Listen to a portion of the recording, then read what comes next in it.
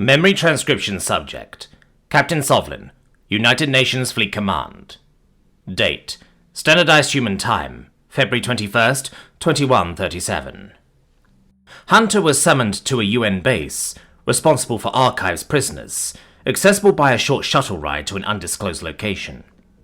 Tyler had been working on interrogations on site since our return to Earth, though the more I pressed, the more I got the feeling that claim wasn't representative of the truth. While my amber-eyed relic of the 1960s was finalizing the documents for his reintegration, I was determined to uncover what Officer Cardona, and possibly by extension humanity, was hiding. Were the Terrans trying to convert the fossil to our side, like they'd done with me? I wouldn't neglect aiding the human primitive, who'd become dear to my heart in spite of his antiquated ways, but it didn't sit well that I was the only soldier from the Archives mission kept in the dark. Hunter was napping against my shoulder, somehow acting harmless despite his beastly origins from lawless days. When I interacted with him, old behaviors resurfaced from when Hania, my daughter, was alive. I devoted myself to catching the human up on modern learning. It was my first real look at Earth, without any safeguards or restrictions, but we plunged into those depths together. Hunter also needed a crash course in the wider galaxy. Things that a child Hania's age would have known were new to him.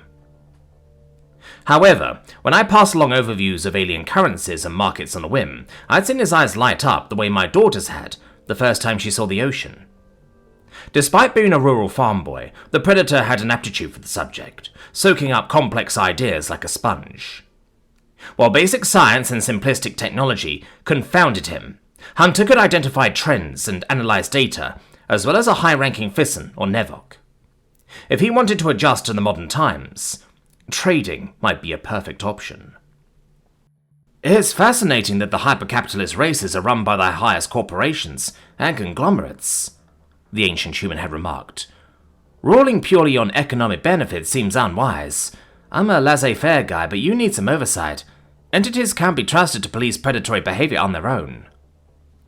Of course a primitive human says that, I'd wanted to reply, though I kept it to myself. If savage outliers could rise to power in your time, Hunter, I'm sure they saw economic exploits as another avenue to shirk all morals. Feeling my shoulder falling asleep, I tried to slip out from under Hunter's skull without waking him. However, without my weight to support him, the Predator began to topple sideways. His binocular eyes jolted open and he yawned in groggy confusion. Dipping my head in apologetic fashion, I tried to shake the pins and needles from my arm. It was crazy that I could see a creature that looked like this, and once likely rip prey apart with those useful hands, as my son. It lives, I teased, swatting him on the knee with the blunt side of my claws. The human recoiled, surprised by the contact. I thought you went back into cryosleep for a moment. Hunter scrunched his nose. I didn't mean to fall asleep on you, Sovlin. Nonsense, it's fine. You were adorable. We're almost here, so I've got to return some feeling to my arm. I'm not sure how I feel about being called adorable. Any other species would take the affectionate remark and roll with it.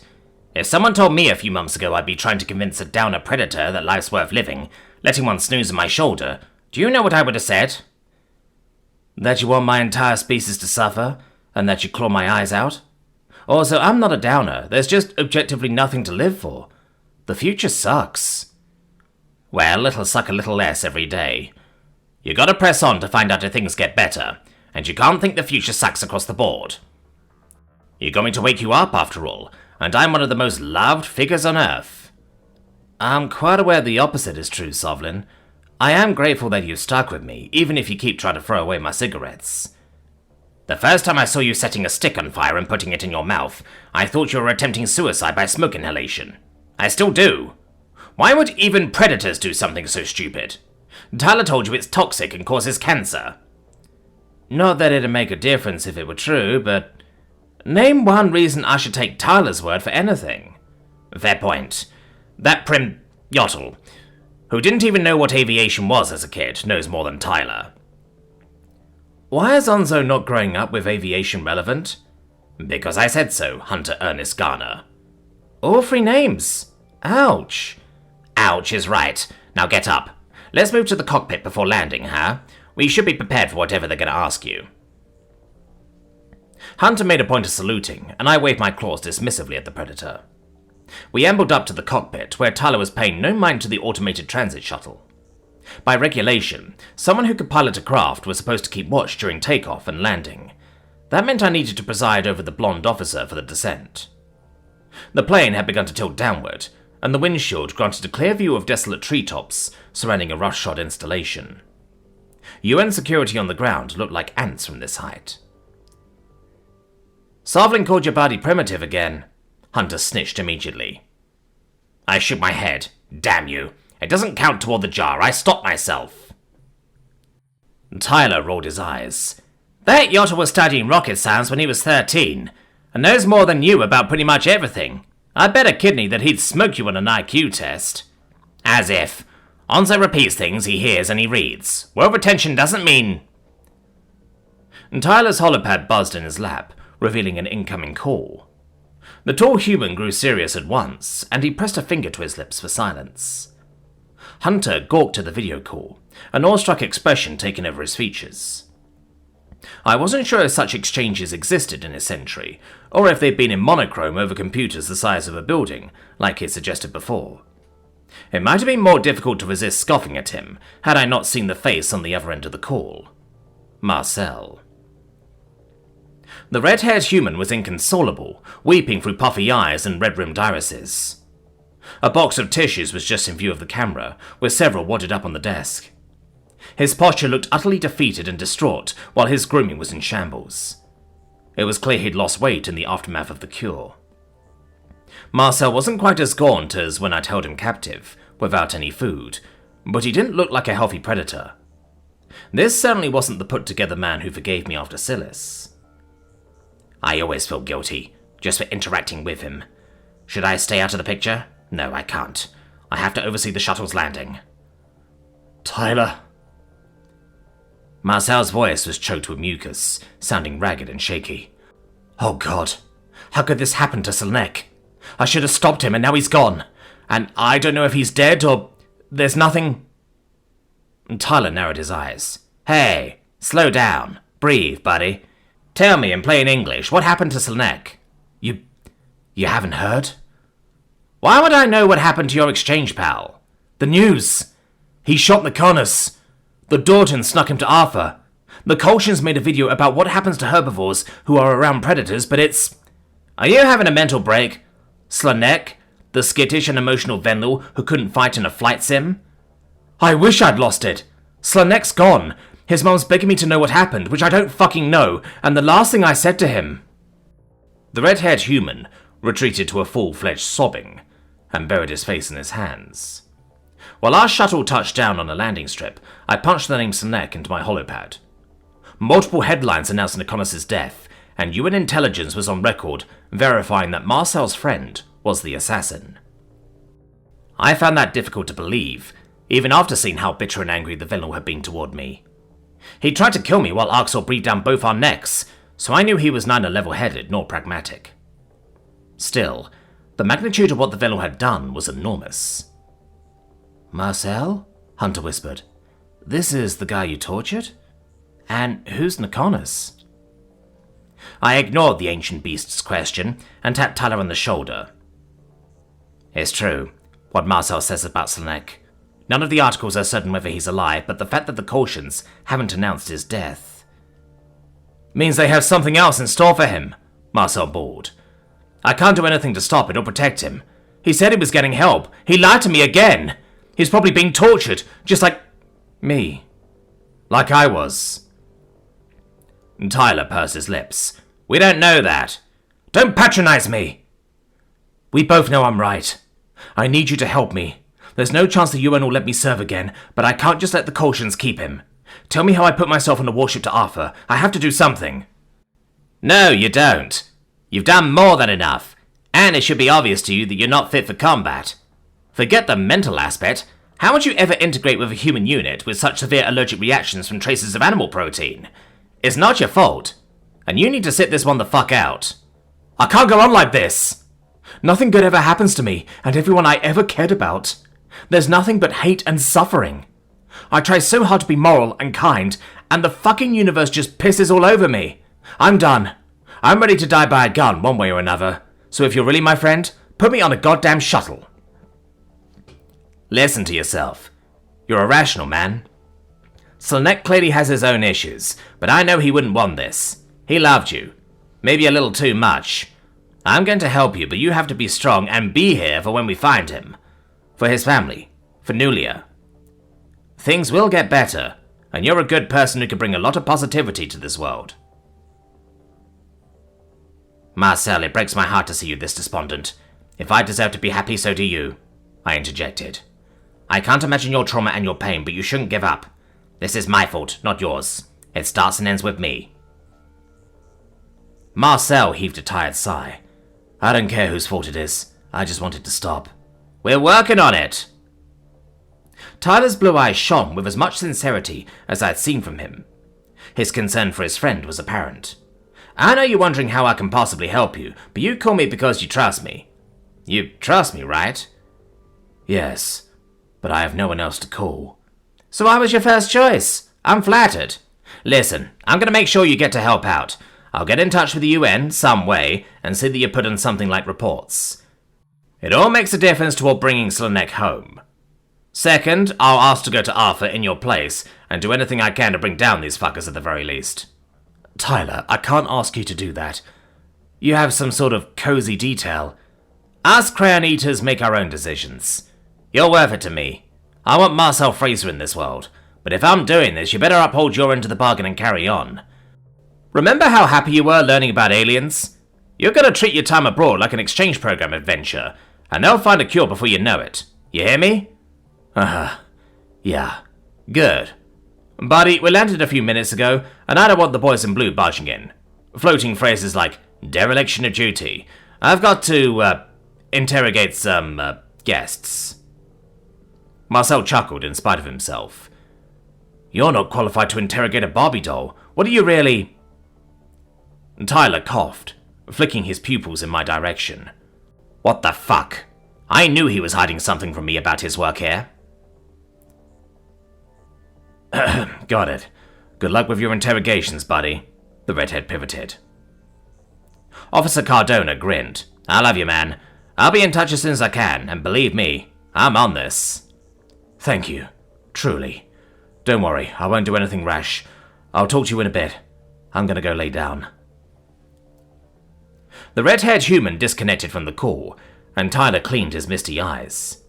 It was moving to see how much the two predators cared for each other as friends. However, other thoughts warred for my attention. Marcel's skepticism of the real happenings at this base fueled my own suspicion, prompting me to find a way to snoop around once we got inside. I helped Tyler straighten his uniform, shifting between concern for my former captives and nosiness toward this current operation. Tyler, I know we go where they tell us, but I like to throw my name in with your request, I murmured. I owe it to Marcel, and his Vendel. Slanek might not have done this if he'd been allowed to take his frustrations out on me, or if I hadn't sparked his anger to begin with. Hunter raised his eyebrows. What? But I need you here. You promised to help me navigate the world, Sovlin. I can't do this alone. You're all I have. I'll still be in touch. Here for you at the press of a button, but I'm responsible for Slanek going off the deep end. It's not right for me to live while Marcel throws in the towel. I couldn't live with myself if I didn't try to do something. Please, Tyler? The tall human sighed. You did enough for Marcel and Silas, but I know you'll never believe that, so I'll forward your request. Anza will want to come with me, and it won't be a negotiation. If Sam and Carlos want to join, you better find out by this afternoon. Yes, sir. That's settled then. Let me walk you and Hunter to the lobby for your Q&A, and we'll sort out the rest later. I've got to get to my post. I wrapped an arm around Hunter's torso, trying to reassure him of my commitment to his welfare. As determined as I was to motivate Marcel to persist, this reawakened predator from the archives was beginning to feel like my son. I had to ensure they both sought continued existence. It was dubious how successful I was at deciphering Earth's ways, but I tried to set my primitive Terran up for success and fulfillment. He needed my guidance. No matter how far away I was, I would deign to be in touch daily, if at all possible. Would you object to me, mentally adopting you? I whispered to Hunter. The primate scratched the brown hair on his scalp. No? Good. Now, if only I could change your name. Are you sure I can't call you Ernest? No. That was my pa's name. I ain't my pa and I don't want to think about him none. Tyler escorted the two of us through the premises, down a walkway to an unassuming complex. UN guards were patrolling and posted at various entrances. Despite its remote location on their own planet, the humans hadn't relaxed security at this base. The Predators were notably paranoid of attacks, anywhere and any place, but I thought it'd be wiser to concentrate security inside with the prisoners. That was unless the notion of archives inmates was misdirection, just like the fabricated interrogations. Maybe Hunter is privy to some information I'm not.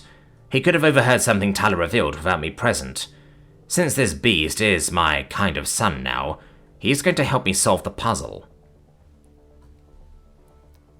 I pushed the issues with Select to the back of my mind, knowing that I'd already committed to do what I could.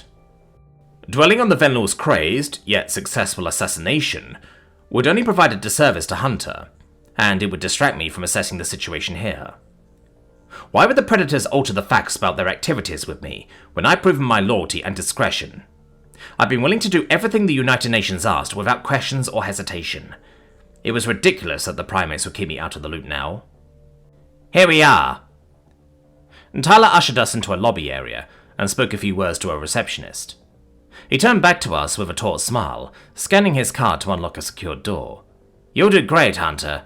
I'll be there to take you both home. Ramen tonight. Again? Hunter groaned. Blame Sovlin and his stupid meat allergies. If you don't like it, cook for yourselves. The blonde human vanished down the corridor, and the receptionist informed us that UN personnel would be with us shortly. I waited several seconds to ensure Tyler was gone, and scoped out the area. A key card was visible on the desk, which was likely able to unlock the sealed door. However, there was no way for me to snatch it, since it was in the direct line of her binocular vision. I nudged Hunter, whispering in his ear. Distract her, make a scene. Why? He hissed. Because Tyler's not a good liar and I'm tired of pretending he is. Do it. Yes, Dad. The brown-haired human stuck his tongue out at me, before sauntering up to the desk in exaggerated fashion. He tried to peek at the computer display, but she turned it away from him.